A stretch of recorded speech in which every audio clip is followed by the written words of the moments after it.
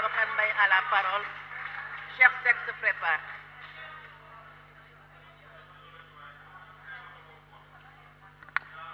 Bonsoir. Bonsoir, Madame le ministre.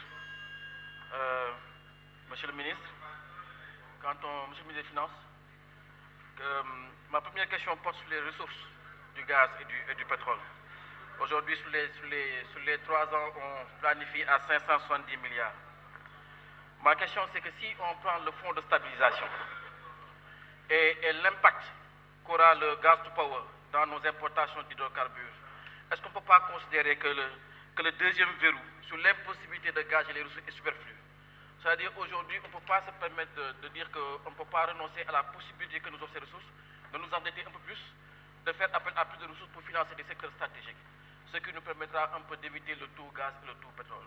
Je pense que le fonds de stabilisation est nécessaire et les autres projets comme le gaz to power vont faire leur effet. Pourquoi mettre ce verrou supplémentaire-là? Je reviens toujours sur le gaz to power. Quand est-ce que ça va démarrer effectivement? Est-ce qu'on peut considérer qu'en 2023, au même chapitre que vous avez commencé au dernier trimestre l'exploitation du gaz et du pétrole, l'exploitation ou bien le système de gaz to power va aussi démarrer? Ma troisième question a été prise en compte par l'honorable député Lamine Diallo.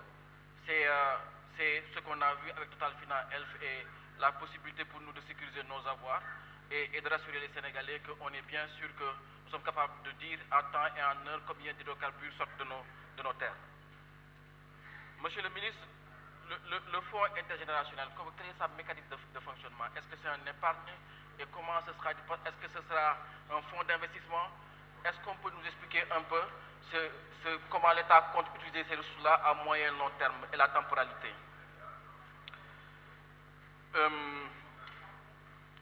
Je reviens un peu sur la fiscalité locale ou un peu l'avantage qu'on peut offrir à des villes. Je prends par exemple une ville comme Saint-Louis qui accueille le gaz et qui a un impact non négligeable dans l'écosystème de la ville, qui va accueillir une centrale de gaz. Quelle est la mécanique qui peut être mise en place pour l'avantage, pour permettre à des villes de pouvoir bénéficier de ces ressources-là? Quand on sait que l'essentiel des ressources, les 90% seront impactés au budget général. Et quand on regarde aujourd'hui les investissements de l'État, on ne peut pas dire que l'équité territoriale en termes d'investissement est une vraie réalité au Sénégal. Aujourd'hui, est-ce qu'on ne peut pas mettre en place un système qui va permettre à les villes qui accueillent ces ressources-là de pouvoir en bénéficier au maximum, pour que nos territoires puissent bénéficier d'importantes ressources et changer carrément de paradigme? J'aimerais porter un plaidoyer au nom des populations de Gandiol à Saint-Louis, qui nous ont saisis et qui nous ont fait part de difficultés avec le prestataire qui s'appelle Comacel. Nous avons eu cours en arbre. Et c'est beaucoup de difficultés pour ces populations-là, parce qu'il n'y a pas du tout de politique commerciale et bien souvent, les manières de travail de ces entreprises-là relèvent de l'arnaque. Je pense que c'est une difficulté que les populations ont. Nous avions voulu partager ça avec vous pour voir qu'est-ce que le gouvernement en dit dans les autorisations qu'ont ces entreprises, leur système de vente et quels sont les systèmes de protection qu'on peut offrir à nos concitoyens qui ont beaucoup de difficultés avec ce type de prestataires.